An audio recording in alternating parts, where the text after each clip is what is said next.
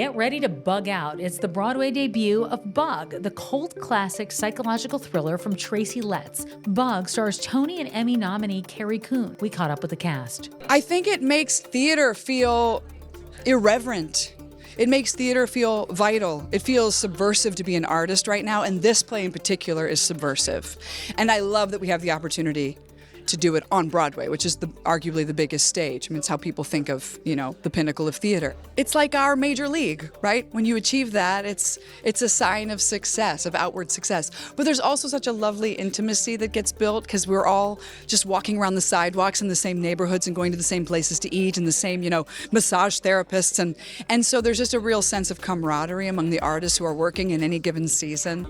But it's also cool to be bringing something I think is edgy and unlike anything else on the season this year. I just think it's a really it's a fun offering to bring. This play offers a lot for us as actors, and every day is something different.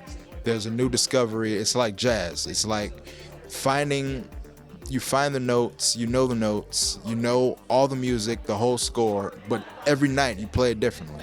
Every time in rehearsal, we play it differently. It is a psychological thriller, but bottom line, it's a love story. Tracy wrote this years ago to finally get it to Broadway. It seems like the play only gets more and more timely as time goes on. The play has conspiracy theories in it and paranoia in it, and in a way, when he wrote it 30 years ago, it seemed like a fantasy, but now more and more it's like life. I was in London with the production of Killer Joe, my first play, and I heard a news report on the radio about the bombing of the Murrah Federal Building in Oklahoma City by Timothy McVeigh.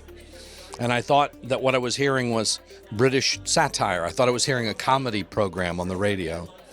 Of course, we came to find out that it was real. It's hard to remember now that what happened then seemed so, in addition to being horrifying, was also so, it was just so unexpected. So we couldn't believe that it was done by an American.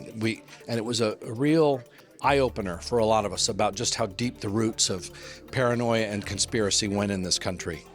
So that caused me to start to investigate that, and it was the early days of the internet. So in the early days of the internet, it was pretty much all porn or conspiracy. It was about all you got, and you could see how the internet was just tinder to let conspiracy just spread like wildfire, obviously to a place 30 years later beyond what we could have imagined in 1995. I think at the time it premiered, it seemed so strange and so scary and so off the wall and so maybe like fantastical that now, given the fact that we have conspiracy theorists in our ear and headspace everywhere, it's changed, I think, our relationship to the truth and what we believe and what we don't believe and what we are told is real and what we don't know is real. There's a lot of that, and I think that it just adds to what Tracy has accomplished in this play. It helps you to empathize with folks that you can't begin to understand almost these days. I mean, there's so many things people are dealing with right now, and so many, like the paranoia or like the conspiracy theories, and you don't understand how can they be going there.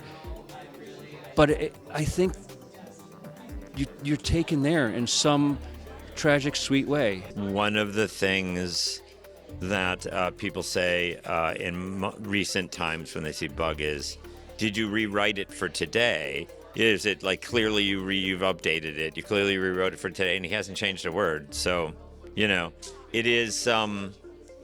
I think that is a good reminder, always a good reminder that we've been here before. And I said the same thing about Good Night and Good Luck, but I mean, that's true. When we look at any of our history, we say, no, there's nothing new under the sun. We have been here before, which means we've gotten through it before.